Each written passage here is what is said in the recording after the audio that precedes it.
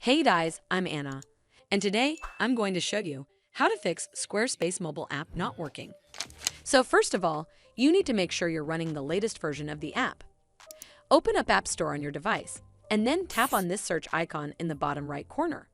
Then search for the Squarespace app, and if you see this update button right next to the app name, simply tap on it to make sure you're running the latest version of the app.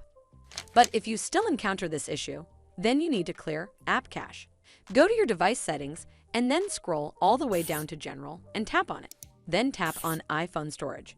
From here, search for the Squarespace app and then tap on it. Once you're on this screen, you need to tap on Offload App. Tap again to confirm. It'll take a bit for processing, and then a Reinstall button will show up. Simply tap on it to reinstall the app. This should fix the issue, but if it doesn't, then you need to completely reinstall the app. Follow the on-screen instructions to navigate all the way to the app page. Once you're on this screen, tap on Delete App to uninstall the app from your device. Once uninstalled, you need to open up App Store and then search for the Squarespace app right over here in the search bar, and then click on this Get button to install it back on your device.